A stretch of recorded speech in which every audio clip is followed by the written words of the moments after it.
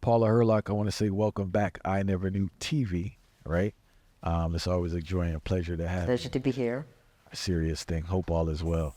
We're going to get right into it. Yes. And the first question I have is it's a concern for many people in the world at this moment. Anxiety, stress has always been a thing, but it seems like it's extremely heightened now. I wanted to ask, how can people navigate the extreme frequencies of the world while keeping peace within themselves? That's an excellent question and very relevant to these times. What people need to understand is that the earth has its own frequency. Every day that we interact with reality, we're being bombarded by frequencies of all different kinds. So we're being bombarded by sound frequency, light frequency, the frequency from technology, and also the natural frequencies emanated by the cosmic bodies, the bodies that are out of space, right? Now, it's important to bear in mind that we ourselves, our organs emanate a frequency. So our heart emanates a frequency and our brain emanates a frequency. So now when you combine all of that, that's just a lot of frequencies that we are interacting with. Now, here's the thing. When we're completely at peace, or when we're asleep, our heart's frequency and our brain's frequency is actually in perfect alignment with the earth's frequency, right? Now, when we are awake and busy thinking and doing and so on, then our heart's frequency and our brain's frequency increase. So we're out of sync, right? So when we're asleep and when we're meditating, we are sync or synchronized to the earth's frequency. Now, all of that is important to bear in mind as we figure out how to maintain our peace. Now, in addition to audio frequency, light frequency, and technology frequency, we have a lot of other technologies that are generating EMF. Our microwaves do that. Our mobile phones, our computers, there are transmitters all over. Our Wi-Fi stations are generating a lot of EMF, electromagnetic frequencies that are interacting with ours. Now, even a simple thing like AirPods, it's generating a frequency that is being carried to our brain and through our brain. All of these frequencies are having an impact on our natural frequencies. It's disrupting them. So what's happening is when we keep using our devices, or we sleep with our devices, or we're in a house with Wi-Fi, or in buildings with Wi-Fi, our whole electromagnetic frequency is being disrupted. Now, when our electromagnetic frequencies are disrupted, our personal energy field is being deteriorated is the best term that I could use. And what does that lead to? It leads to, hormonal imbalance, endocrine disruptions, and overall dysregulation of our entire bodies. It's going to affect our moods, it's going to affect our personalities, it's going to affect how we even digest. Because if you are not feeling peaceful, your digestion is going to be disrupted. Remember the fight and flight chemicals that our bodies produce? We will produce more, and that's going to mess with our blood quality, our digestive juices, all sorts of things. So I think what it is important for us to understand is how all these frequencies affect our natural frequencies that we emanate, right? And then how we control and regulate how we interact with these frequencies. Even a simple thing like music is emanating frequencies that alter our moods, alter our perspective. Remember, when you hear music and you hear lyrics to music, you're integrating all of that. So when the message being carried on the frequencies is low vibration, then your mood is going to be low vibration, your behavior is going to be low vibration. So we have to be so careful in terms of what we take into and what we surround ourselves with in terms of frequency. So we need to be careful in terms of, how we sleep. We need to be careful how much of these devices we use. We need to be careful about how we, embrace the smart devices, because guess what? If I say to the average person, turn off your Wi-Fi, they're going to say, but my Wi-Fi is in charge of my security, my passwords, my computer, my lighting, my temperature, my car, my this, my that.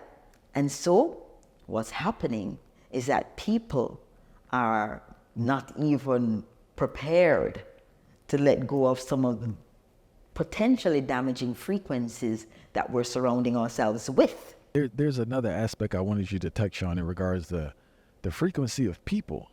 I know we need to avoid Yes. devices, right? But people should be cognitive of avoiding the frequency of some of the people that they're around. It's very toxic.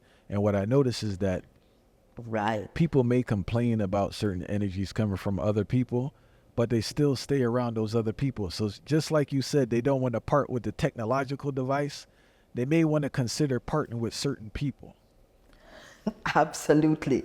So in the same way that you consider, minimizing your interaction with devices, perhaps not sleeping in the same room where there's Wi-Fi, not being around transmitters, not living near to transmitters, it's also important to recognize that the same frequencies being emitted from our heart and our brain means that we have a general and overall frequency that each of us as individuals generate.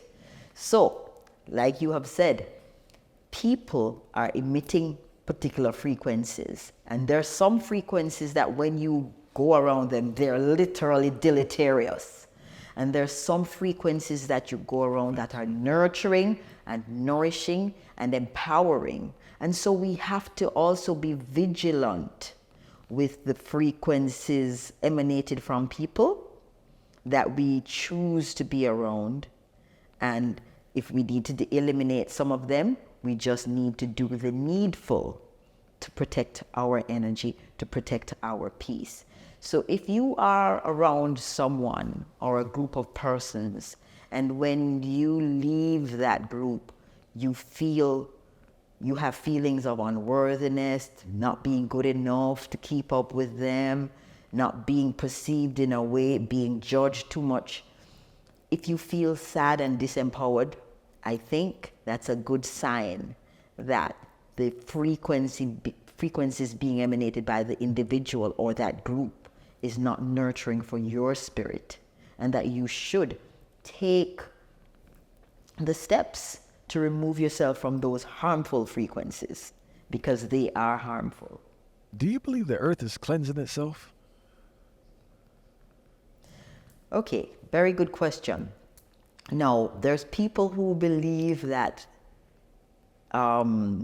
cataclysmic events, like floods and earthquakes and so on, are signs that the earth is cleansing itself. But I want you to consider this. The earth itself is a closed system. Energy can't be created or destroyed.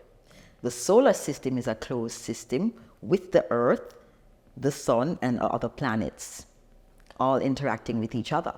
Now, every system actually has the mechanisms that it needs to nourish itself, to rejuvenate itself, to cleanse itself, to build itself. And Earth is no different. Yeah?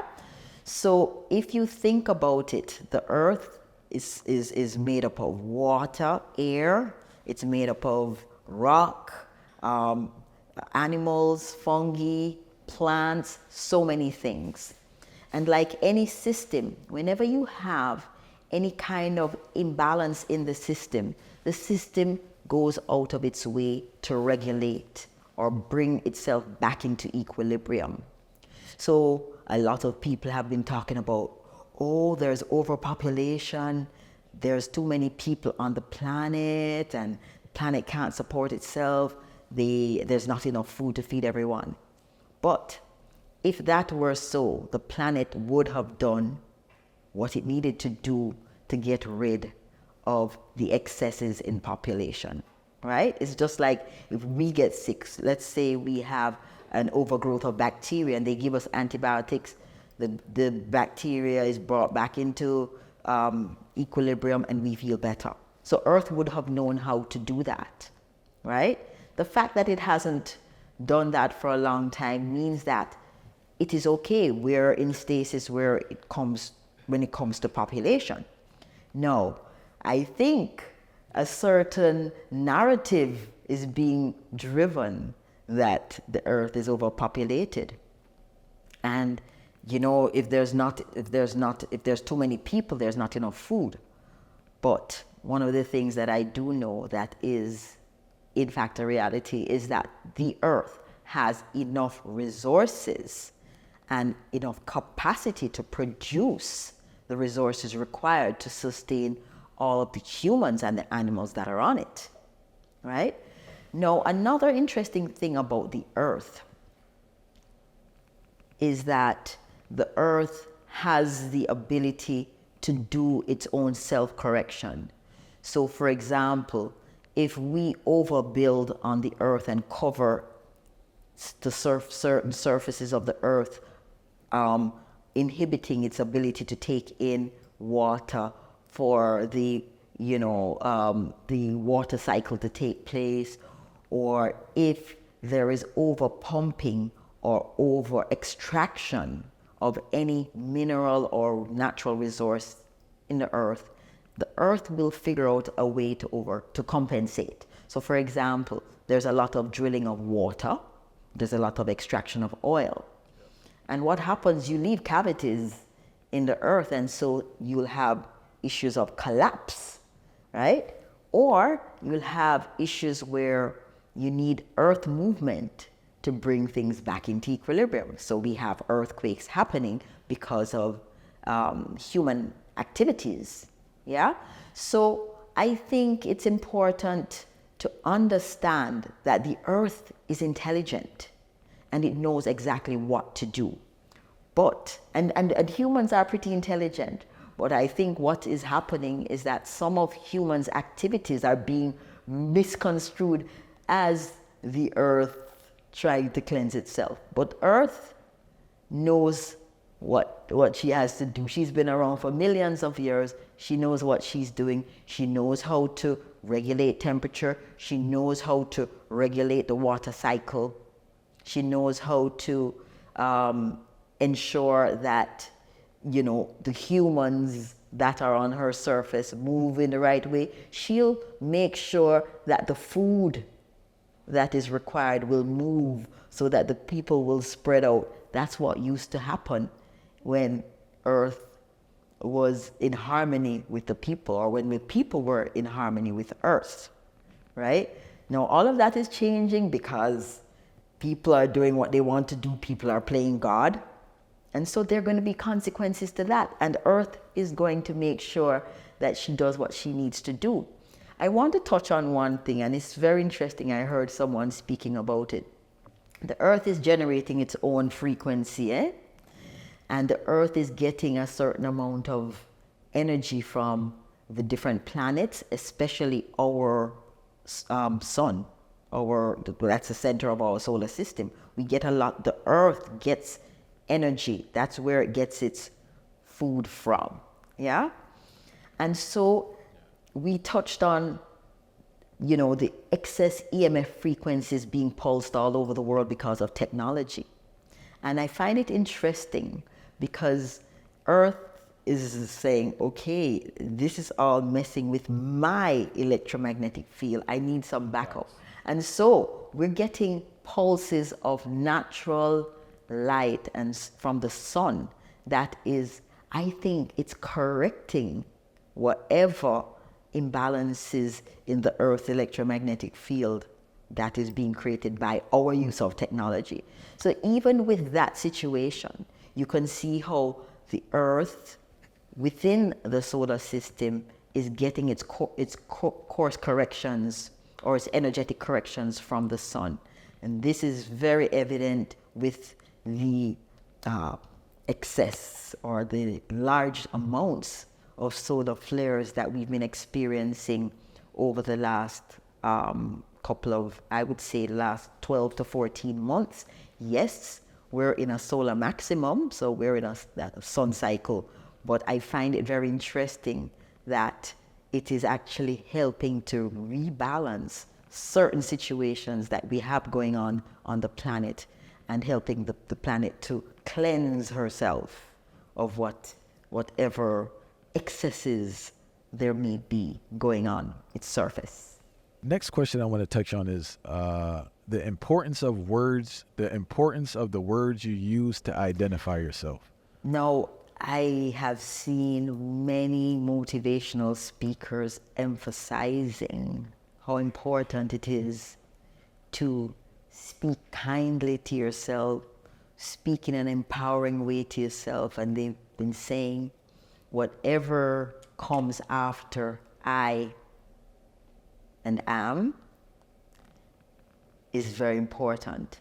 And I think the reason why they're doing that is because as time goes by, we're getting a better and better understanding of how the subconscious works and how important the inner dialogue is in terms of how we show up in this world, how we integrate what we have heard, whether it's externally or internally. So we realize that if someone is on the outside is abusing us, then we are traumatized, we are affected, we, start to experience emotions like sadness, fear, anger, self-doubt, and so on. And so what they also found out is that when we have those less than optimal inner conversations, then our subconscious just accepts it and starts to act on it. So what a lot of them have been saying is that whatever you put after I am is going to be received very well by the subconscious. So rather than saying, oh, I'm clumsy, or oh, I'm such an idiot, we start to use empowering dialogue like I am powerful, I am beautiful, I am wonderful, wonderfully made, I am whole, I am creative, and so on and so forth. You get the picture, right? Now, it's the same thing when we say I don't.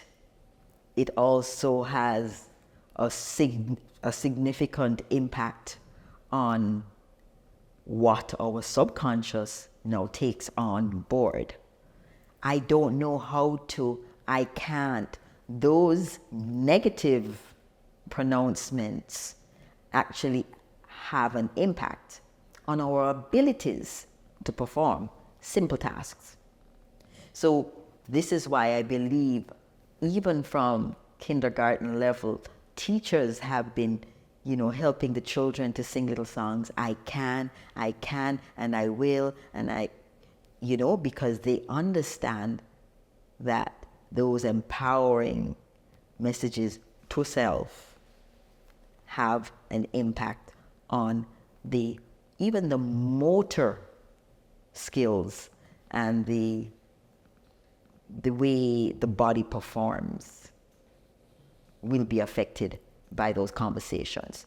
In the same breath, I'm going to speak on health. And it has been said that even speaking words of healing over yourself will result in better health. So if you keep saying, I'm tired and I'm not as strong, and it's going to impact because your cells are listening to you and they are taking the instructions, and they're like, okay, tired? Okay, all right, I'll be tired. And they will do what they're being commanded to do. So the inner dialogue is actually an inner command. There is a book that I highly recommend to people. Your Word is Your Wand by Florence Scovel Shinn. And that book was written in the 1800s or the early 1900s. And it basically is going on the assumption that whatever you speak out loud actually has a lot of power. So when you say, I am beautiful, I am wonderfully made, your body goes into agreement with your words. Another thing that I want to emphasize is that your throat chakra is the bridge between your heart, your third eye. And so they are listening to the commands of the throat chakra. And so we have to be mindful that when we use our throat chakra, it is a reflection of what is going on in our heart chakra and what we can see. And it's vice versa as well. So we influence what goes on in the heart and in the mind, and our voice also impacts what goes on in the heart and mind. So we need to be mindful of all the dynamics involved in self-talk. One of the things that I think people need to assess is how they feel about themselves, and then figure out why they feel that way about themselves. Is it from family? Is it from school? Is it from friends? And then there is a certain level of introspection that needs to take place, because you know who you are, and you cannot rely on external sources to tell you who you are. So it requires now that you introspect and you start to rely on your opinion of yourself and not require the external validation of anybody outside of yourself. I'm not saying don't listen. I'm saying listen, think about everything, and then see, because that introspection is part of your evolution, your personal evolution. Because it is when you listen to people that you get their insights, and then you take it on board and you improve and evolve yourself, right? So there's much to the self-talk, right? And that's why I think there's lots of self-help books teaching you how to change that dialogue, that internal dialogue, to empower yourself, right? But it really speaks to, bottom line, not requiring external validation and requiring or developing your internal validation of yourself through the self-talk. And we just spoke about self-talk, and now we want to jump into self-worth, right? Very connected. Unfortunately, in our materialistic society, many people believe they can, or they're engaged in the futile action of trying to buy their self-worth. There's this popular idea people have that the acquisition of material items can enhance their value as a person. First of all, I'm pretty sure you observed this in our society, how destructive it is. But what is that process like, kind of getting out of that little kind of that conundrum. ideology? Yes. You know, moving away from where I'm valuable. Only based on what I own. First of all, we need to recognize that that is a creation of the economic system and commerce. They have been driving commercialization for the last 80, 90 years. It is a science and an art. There are entire degrees and universities dedicated to the study of human nature, the human mind, and they have masterfully integrated commerce into branding and literally mind control. So what we have now is a product of 80 years worth of research and implementation. And now we value brands more than we value our family.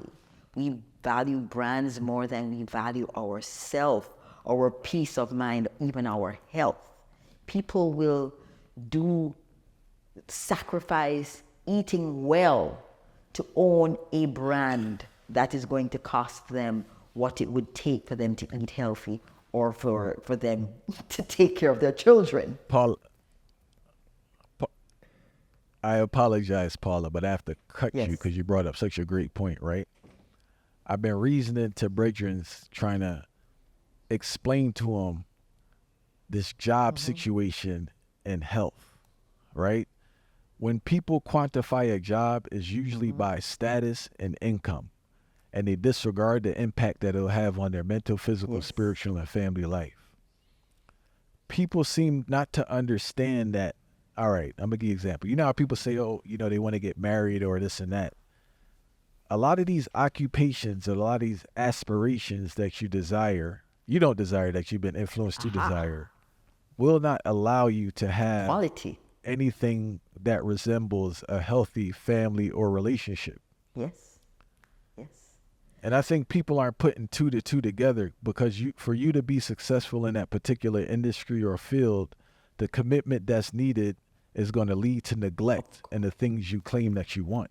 This is perfect. I saw a video clip yesterday of a man that was being congratulated for winning multiple $1 million contracts.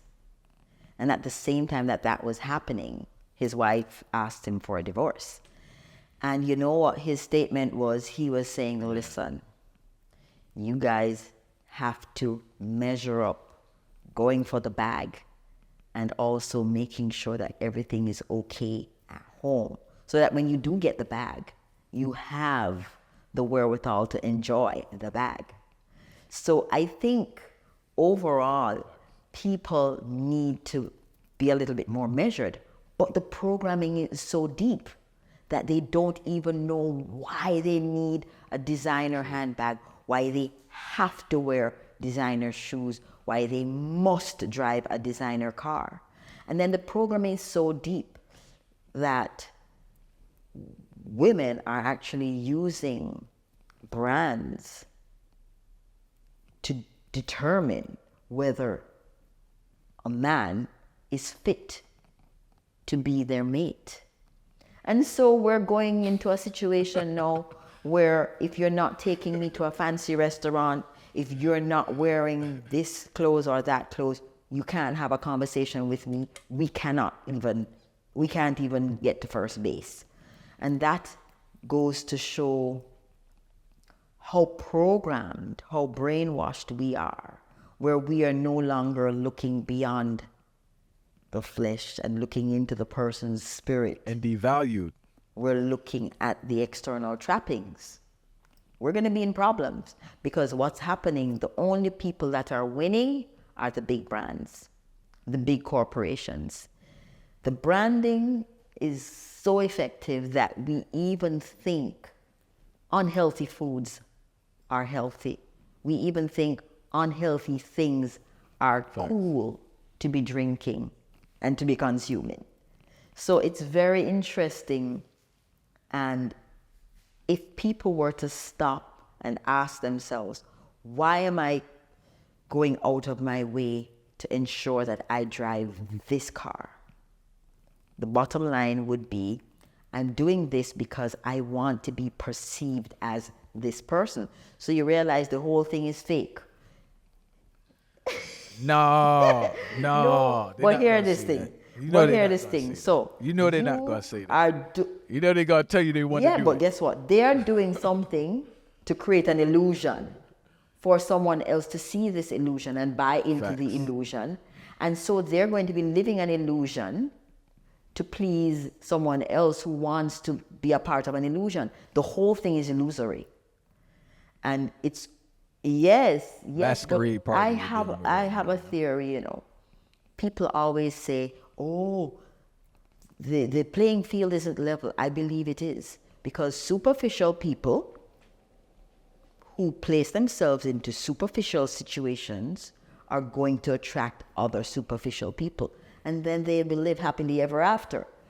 People Facts. who are all about authenticity, all about being real, all about creating a life where there's balance and harmony and love and joy, they're going to be looked on by other people who want that. And so they're going to have that world where they're going to be attracting each other and situations that give them harmony, love, joy, peace. And so we're going to have two different scenarios. So the playing field is very, very level. Now it is up to us to be perceptive enough to know what we're looking for, right? And a lot of it goes back to also people feeling inadequate about how they grew up and, you know, what kind of life they had and wanting to make sure that the rest of their life is soft, it's comfortable, it's easy, and they want their children.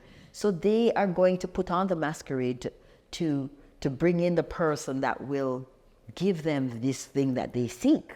Worldwide, everywhere I travel, people seem very stressed. Well, America probably the most stressed, but other places people stress still, but people seem very stressed and worried in America, right?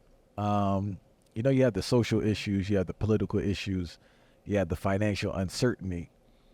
We always speak about self-care, right? And since pressure is coming from so many different places now, what does taking care of yourself look like in 2024?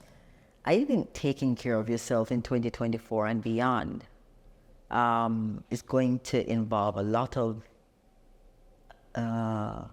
taking stock, you know, stepping back from the fray and assessing what's happening and determining where you want to sit within the whole melee of what is happening, right?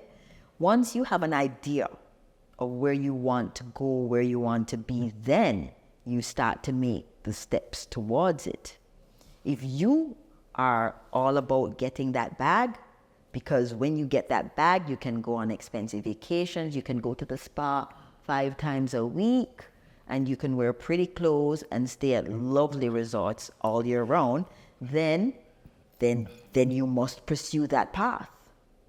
But if you recognize that what you require is inner peace, tranquility, harmony in your family life, pleasant and meaningful relationships and interactions with other people around you, then you're going to have to take the steps to make sure that your life will allow you to have those things. So you will perhaps scale down your vision of your, you know, career goals and balance it out with the other things that you want. So self-care really has a lot to do with where you want to position yourself. You know, what's important. And then when you know that, then you start to take the steps towards making sure that those things are in place. You know, there's some people that recognize that food security is important, access to water is important, access to shelter is important. So they will make sure they put themselves in a position to have those things. Other people, a car is important, they put themselves in a position to have that. But I think it's really about putting what you need in place, you know, taking care of your basic needs so that you can take care of the spiritual, the physical, the mental, emotional aspects of yourself. And believe me, in 2024 and beyond, it is going to be very important to ensure that your physical body is fit and ready to take on all of what 2024 and beyond is going to bring in terms of the amount of EMF, the genetically modified foods, the water that is stripped of all the minerals that we need and is therefore stripping our body of minerals when we drink. We hydrate with artificially cleaned water. Things like that, right? We're going to have to prepare our bodies physically to move forward because there's a lot happening. We also need to prepare our bodies in terms of strength and movement. The science is now showing that when your body is strong, you're going to live longer, right? But your body can be strong, but your organs also need to be vital, right? So it means you need to maintain a certain amount of peace and tranquility so that the body produces the right hormones and the right secretions to send the right signals to the organs to operate optimally. That's how you get good health, right? So everything is interwoven. And Paula, can you just elaborate more on the mental health aspect, right? I know we speak about it all the time, but it needs to be reiterated in regards to applicable, realistic things people can do to maintain Good. healthy mental health. I think one of the first ones is people need to reduce the amount of news and social media that they're watching. 'Cause I think that's like a key contributor to mental illness in our society. Yeah. Remember, we spoke about this whole thing of frequencies. When we are on social media a lot, we're being bombarded by not just the frequency of the device, but the frequency of the information that is coming in to our consciousness. And our ability to process all these different situations all around the world, the injustices that are happening, the unfair things that are happening, the corruption, the cheating, all of these things assault our sensibilities. Some people are empaths, and so they feel very strongly what other people are experiencing. And for an empath, a lot of this information coming at them is actually detrimental to them because they're literally feeling it and experiencing it. And there are a lot more empaths than we realize. I don't know if there are more empaths than before, but certainly a lot of people who are going through mental and emotional issues, it's because they are empaths and they are able to feel so much more than the average person. So what we're discovering, and the science is showing this, that a lot of the people with the mental health issues and the emotional instability issues, it's because of how they're hardwired to feel more, to see more, to experience more of what is happening, the chaos around them, they're feeling it. And some of them have spiritual gifts, and it is their role and mission to feel all of this grief, sadness, chaos, because they are literally transmuting it on the planet. So they're now built into the earth ecosystem to transmute the negativity. And the Western world is calling it mental health challenges. It's not. A lot of it is them being here to heal the planet and heal what is going on. So I think it's also important, while we're talking about mental health and emotional stability, that we be very careful of the labels that are being put on situations that are natural for bringing the earth back into equilibrium and bringing humanity back into equilibrium. Yeah? I was having a conversation with a friend of mine, and we're talking about this whole thing of trauma and how now trauma is now a new buzzword, and everybody's saying, well, you know, yes, trauma is trending. Mental health is trending. I was complaining the other day that menopause as a menopausal symptoms are trending. We have to be careful that we don't get drawn into the branding and the brainwashing of the masses. We have to be vigilant. Otherwise, we're going to say, you know, the way I feel is because of all the trauma that was dealt when I was young and I experienced this trauma. Listen, we have to be careful, right?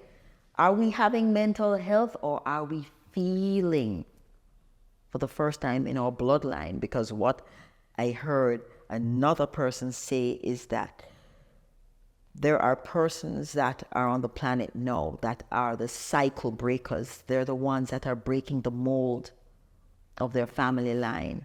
They're the ones that are breaking the patterns that came through their family line.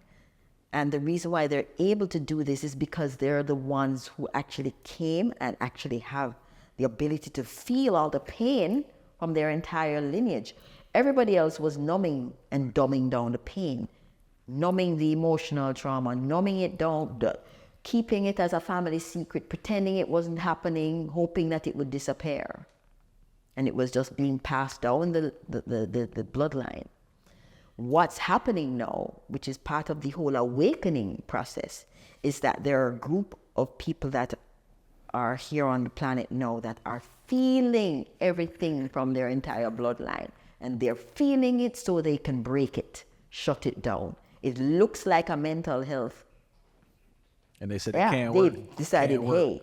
And to people who are looking on, especially in their family, they're going to say, oh, you are mentally unstable because you are not willing to suppress this pain like your grandmother and your great-grandmother and everybody else did. You are not willing to. What's wrong with you? There's something wrong with you. So we really have to be very careful about how we look at mental health within the context of the awakening, because some of the people that are experiencing all of this is because they're the ones, buck stops right here. I am not taking this. I am not passing this on to my child. I am going to rebel.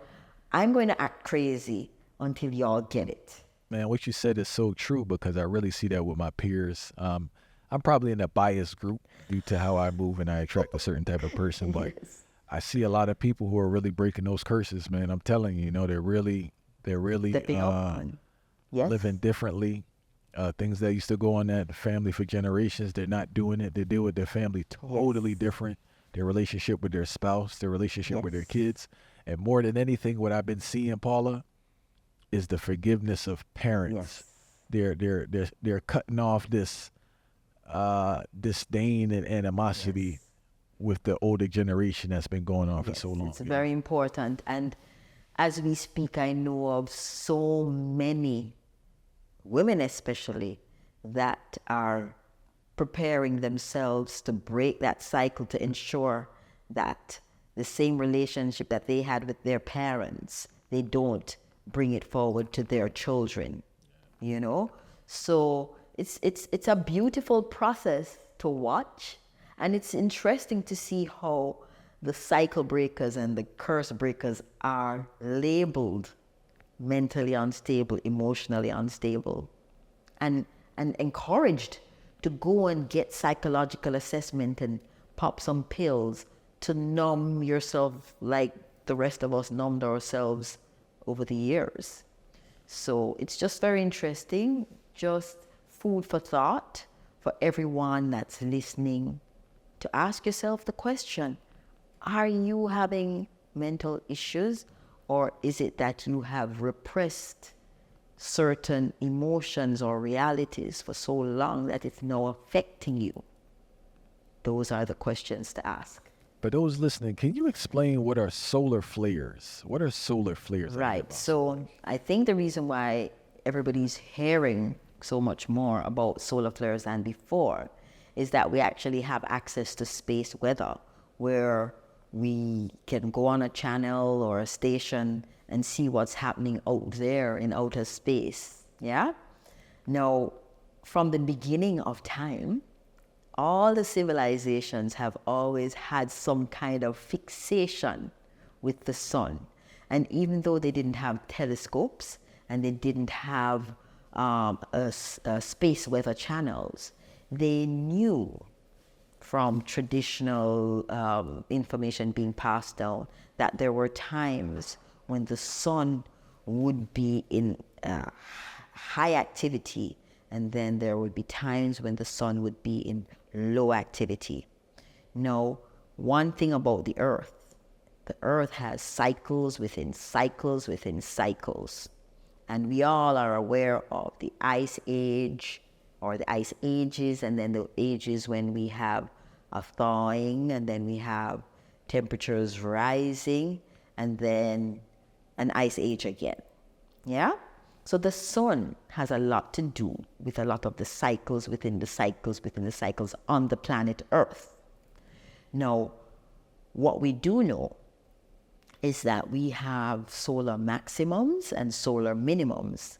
And from the solar flare perspective, we have an 11-year cycle where we have 11 years of high solar flare activity, followed by 11 years of low solar flare activity. So what is a solar flare? A solar flare is simply almost like a volcanic eruption on the surface of the sun. Now, just like on Earth, there's lots of magma, molten rock, and when the pressure builds up, there is an eruption on the sun's surface. When the eruption takes place, because of the size of the sun, an eruption sends a shock wave from off of the surface of the sun, and that shock wave travels through space until it hits the planet Earth. Now, what they say is that a solar flare that takes place today will hit the planet in about 3 days. So we know when we have a solar flare on the sun, and they've been watching the solar flares on the sun for many years, so they actually have names for the different sunspots.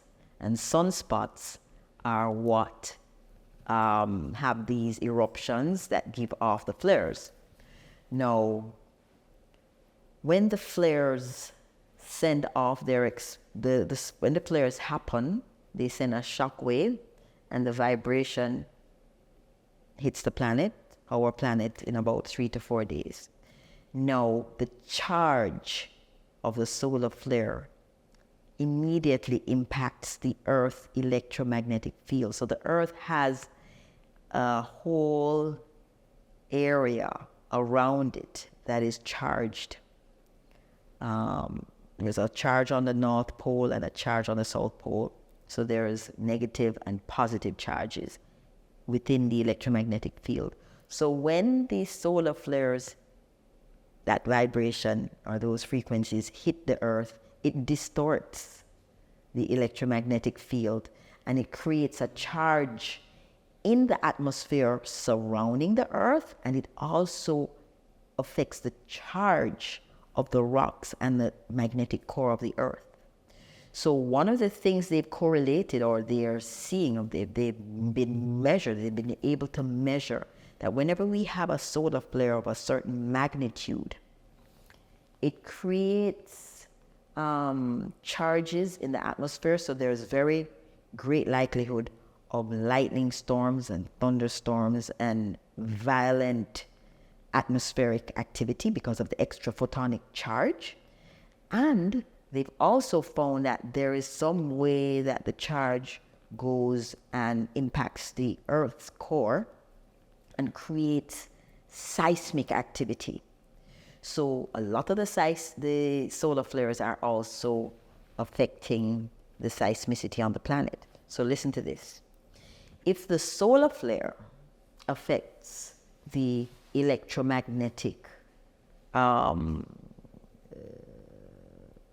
the Earth's electromagnetic shield, then it would stand to reason that the solar flares are affecting our personal human electromagnetic field. So sometimes, or some people are of the strong belief that a lot of the mental, emotional, physical, spiritual symptoms being expressed or experienced by humans right now is a direct consequence of the increased solar activity. Let that sink in. Now, in addition to being affected by these solar flares, it is said that our DNA is being activated by the solar flares.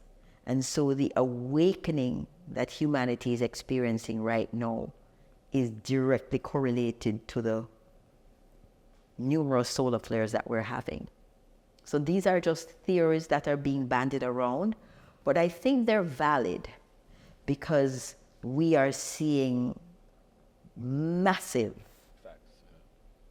volumes of solar flares, and we're seeing massive awakening because the truth is, what are solar flares? Solar flares are light.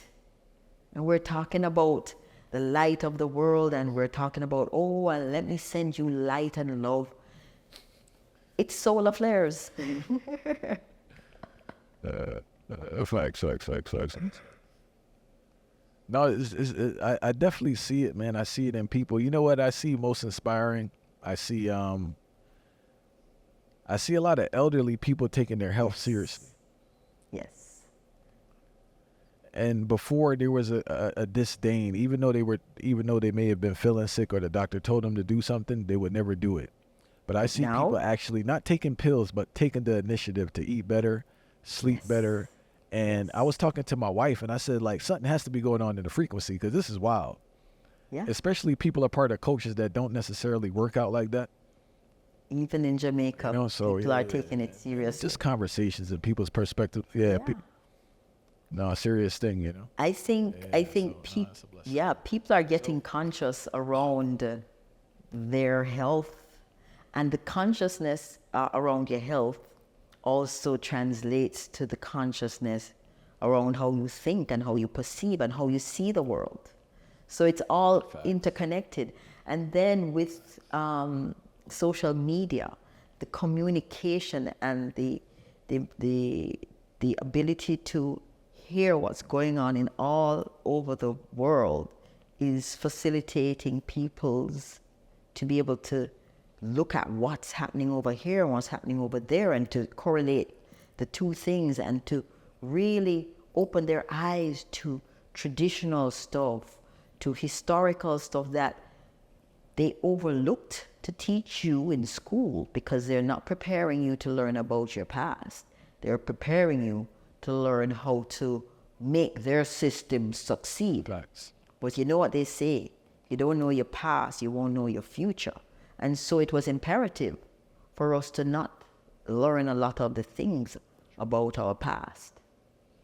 So now with everything happening, the solar flares are waking up people and making them search for information about what happened in the past.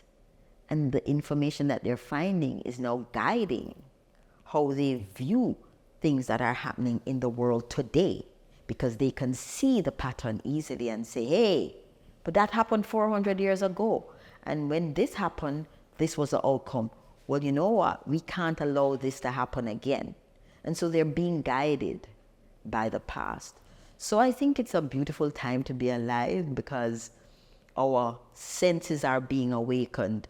Our awarenesses are being awakened. Our connection is being awakened, where We no longer see ourselves as separate. We can actually fathom the concept of you and I are one. And unification is taking place. We see what's happening all across the continent of Africa. We see what's happening in the West, the Sahel. All those countries are, the kids are waking up and saying, hey, wait a minute. This happened 400 years ago and nothing has changed. Wait a minute, wait. So if this is what our forefathers did, and we continue to do the same thing, then we're going to get the same outcome. Okay, we're going to stop this right here. And so it's interesting to just watch the African continent wake up country by country. And remember, it is said that the ones of us with melanin, we're the sun people. So it stands to reason that when the solar flares increase, then the sun people are activated, and I feel like that is happening right now all over the world. More serious thing.